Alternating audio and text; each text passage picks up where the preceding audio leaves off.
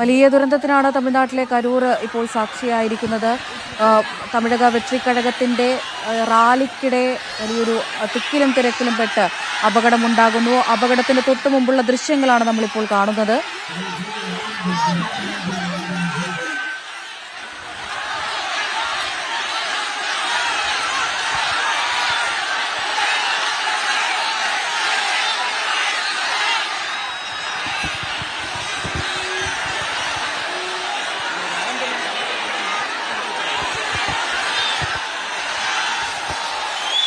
ஜெகதீஷ்,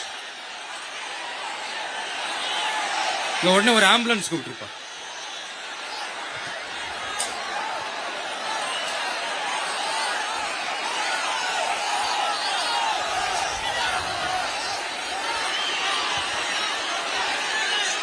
என்ன சொல்றான்? தண்ணி பாட்டில் கொடு, தண்ணி பாட்டில் கொடு.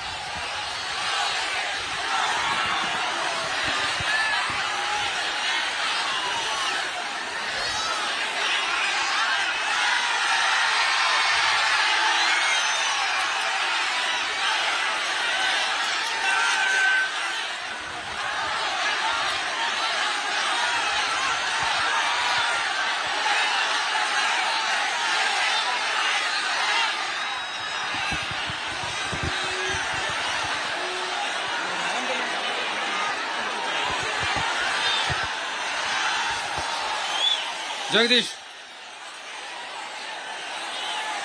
உடனே ஒரு ஆம்புலன்ஸ் கூப்பிட்டுருப்பா.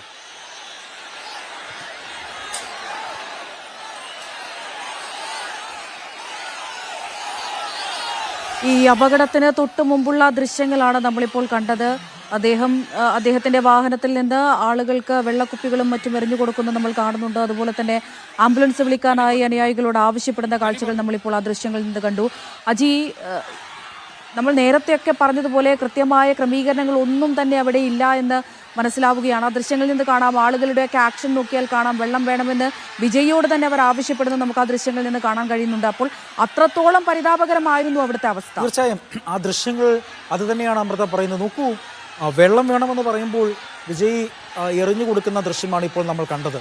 എത്ര കുപ്പിയാണ് എറിഞ്ഞു കൊടുക്കുന്നത്? അവിടെ നിൽക്കുന്ന ആളുകളെ നോക്കൂ, അത്രത്തോളം ബുദ്ധിമുട്ടുകൾ. എന്നിട്ട് വിജയ് പറയുന്നുണ്ട് ആംബുലൻസിനെ കൂപ്പിടുങ്കോ എന്ന് വിജയ് തന്നെ പറയുന്നുണ്ട്. ആംബുലൻസിനെ വിളിക്കൂ എന്ന് വിജയ് തന്നെ പറയുന്നുണ്ട്. അവിടെ ഏറ്റവും എടുത്ത് പറയേണ്ടത് ഈ സംഭവം, ദുരന്തം നടക്കുന്നു, കുഴഞ്ഞു വീണ ആളുകൾ കുഴഞ്ഞു വീഴുന്നു, അവിടേക്ക് ആംബുലൻസിന് എത്തിപ്പെടാൻ കഴിയുന്നില്ല അമൃത. അതാണ് ഏറ്റവും ദാരുണമായ സംഭവം. ഇത്തരത്തിലൊരു പരിപാടി നടത്തുമ്പോൾ കൃത്യമായ ചില മാനദണ്ഡങ്ങൾ ഉണ്ട്. VVIP കാറ്റഗറിയിൽപ്പെടുന്ന പരിപാടികൾ നടത്തുമ്പോൾ കൃത്യമായ മാനദണ്ഡങ്ങൾ പാലിക്കേണ്ടതുണ്ട്. അതിൽ കൃത്യമായ ആംബുലൻസ്, ഒപ്പം തന്നെ ഫയർ സംവിധാനങ്ങൾ, ഏതെങ്കിലും തരത്തിലുള്ള അനിഷ്ട സംഭവങ്ങൾ ഉണ്ടാവുകയാണെങ്കിൽ ഈ വേദിയിലേക്ക് അല്ലെങ്കിൽ ഇവർ നിൽക്കുന്ന സ്ഥലത്തേക്ക് പെട്ടെന്ന് എത്തിപ്പെടാൻ വേണ്ടിയുള്ള സംവിധാനങ്ങളൊക്കെ ഒരുക്കണമെന്നിട്ട് നിഷ്കർഷിച്ചിട്ടുള്ള ഒരു കാര്യമാണ്. അത് പ്രോട്ടോകോൾ അനുസരിച്ച് ഉള്ളതാണ്. അത് VVIP പരിപാടികൾക്കും VIP പരിപാടികൾക്കുമൊക്കെ അതുണ്ട്. അത് അനുസരിച്ച് വേണം പരിപാടികൾ നടത്താൻ. പക്ഷേ അത്തരത്തിലുള്ള സംവിധാനങ്ങളൊന്നും തന്നെയും അവിടെ ഇല്ല എന്നാണ് നമുക്ക് ആ ദൃശ്യങ്ങളിൽ തന്നെ മനസ്സിലാക്കാൻ കഴിയുന്നത്. നോക്കൂ, അതൊരു ചെറിയ റോഡാണ്. ആ റോഡിലാണ് ഈ ക്യാരവാൻ കൊണ്ട് നിർത്തിയിരിക്കുന്നത്. ക്യാരവാൻ്റെ അപ്പുറവും ഇപ്പുറവും സൈഡുകൾ ഒന്ന് നോക്കിയാൽ തന്നെ നമുക്കറിയാം എത്രത്തോളം ആളുകളാണ് അവിടെ തടിച്ചു കൂടിയിരിക്കുന്നത് എന്ന് നമുക്ക് അറിയാൻ കഴിയും. നമുക്ക് ആ ദൃശ്യങ്ങൾ തന്നെ അറിയാൻ കഴിയുന്നത് 36 പേരുടെ ദാരുണ അന്ത്യം നടക്കുന്ന ഈ അവസ്ഥ ഉണ്ടാവാൻ കാരണം ഉച്ചയ്ക്ക് 2 മണിക്ക് എത്തേണ്ട ആൾ എത്തിയത് 7 മണി കഴിഞ്ഞിട്ടാണ് അവിടെ എത്തിയത്. അത്രയും നേരം ഈ സാധാരണക്കാരായ ആളുകൾ വിജയെ കാത്തു നിൽക്കുകയാണ്. വിജയെ കാത്ത് അവിടെ നിൽക്കുകയാണ്. അത്രത്തോളം സങ്കടകരമായ അവസ്ഥയാണ് ഉള്ളത്. അമൃത, ഞാൻ മറ്റ് 2 പ്രധാനപ്പെട്ട കാര്യങ്ങൾ കൂടി ഒന്ന് പങ്കുവെക്കുകയാണ്. അതായത് തമിഴ്നാട് CMO ചീഫ് മിനിസ്റ്റർ ഓഫീസിൽ നിന്നുമുള്ള PRD റിലീസാണ്, പബ്ലിക് റിലേഷൻ ഡിപ്പാർട്ട്മെൻറ്റിൻ്റെ റിലീസാണ്. അതിൽ പറയുന്നത് 36 പേർ മരണപ്പെട്ടു. ഇതിൽ 16 പേർ സ്ത്രീകളാണ്. കുഴഞ്ഞു വീണ കുട്ടികളടക്കം 67 പേരാണ് നിലവിൽ ചികിത്സയിലുള്ളത്. ഇതിൽ 12 പേരുടെ നില അതീവ ഗുരുതരമാണ് എന്നാണ് ഈ റിലീസിൽ പറയുന്നത്. ദുരിതത്തിൽ മരിച്ചവരുടെ കുടുംബങ്ങൾക്ക് തമിഴ്നാട് സർക്കാർ 10 ലക്ഷം രൂപയും പരിക്കേറ്റ് ചികിത്സയിലുള്ളവർക്ക് 1 ലക്ഷം രൂപയും നൽകുമെന്ന് മുഖ്യമന്ത്രി MK സ്റ്റാലിൻ പറഞ്ഞു. ഈ 10 ലക്ഷം രൂപയാണ് മരിച്ചവരുടെ കുടുംബത്തിനും പരിക്കേറ്റവർക്ക് 1 ലക്ഷം രൂപയുമാണ് നൽകുന്നത്. ഇന്ന് 1 മണിയോടുകൂടെ തന്നെ സേലം എയർപോർട്ടിൽ മുഖ്യമന്ത്രി എം കെ സ്റ്റാലിൻ എത്തും.